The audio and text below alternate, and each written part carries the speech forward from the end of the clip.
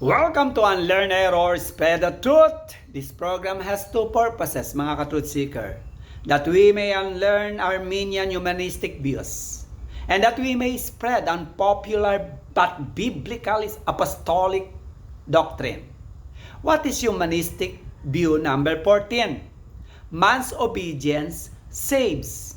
Ayon sa humanistic Armenian religionist view, ang makasalanan ay maliligtas sa pamamagitan ng Christ plus obedience saves o faith plus obedience saves.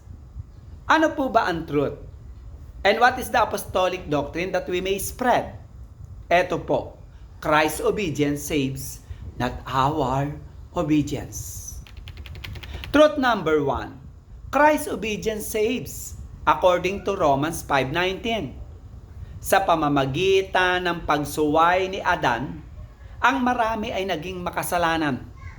Gayon din sa pamamagitan ng pagtalima ng isa, ang marami ni Kristo, ang marami ay magiging matuwid dahil sa pagsunod ni Kristo. Napakalinaw ng Biblia. Tayo ay nagiging matuwid.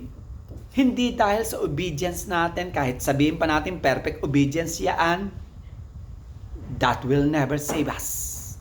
It is only the obedience, perfect obedience of Christ that will save us. Number 2, truth. Obedience is just the fruit of our salvation. Hindi po natin binabaliwala ang obedience, mga ka-truth seeker. Inilalagay lang po natin ito sa tamang lugar. Ang obedience po ay pagkatapos na makamtan natin ng kaligtasan. Sumusunod tayo hindi para maligtas. Sumusunod po tayo dahil bunga na lamang ito ng kaligtasang natanggap natin. Challenge and prayer, mga ka-truth seeker. Sa mga regenerated o kinilusan na ng Diyos o mga ligtas na, naturalesa na lamang po nauusbong ang pagmamahal at pagkauhaw natin sa Diyos at sa truth. Hahanap-hanapin po natin ang spiritual na pamilya ng Diyos o church gathering. At kusang bubukal po ang desire natin to serve and worship God sa gitna ng ating pagkaabala sa mundong ito. Ezekiel 36:26, bibigyan ko rin naman kayo ng bagong puso at akin bibigyan kayo ng pusong laman. Meaning, sa mga regenerated na kusang bubukal ang kanilang pagmamahal sa Diyos at pagkauhaw sa truth. At naturalesang dadaloy sa kanila ang ma-inlove sa spiritual na mga bagay, lalo na ang pagdalo sa church at sa church gathering.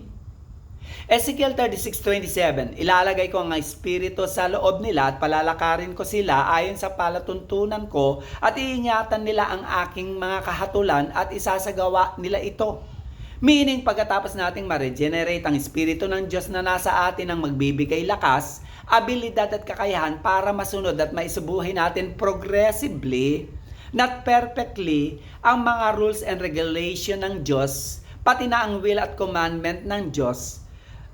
Katulad na lang ng church gathering tuwing Sunday, ay magkakaroon tayo ng puso at pagkauhaw at motivation para hanapin ang church gathering every Sunday na ito.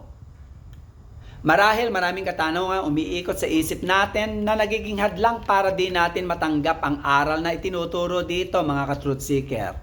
Huwag po kayong mag-alala dahil ilalatag po natin ang biblicality ng mga doktrinang ito at i-discuss natin ang mas malawak sa mga susunod pang mga aralin. Sumubaybay lang po kayo sa programang Unlearn Error, Spread the Truth.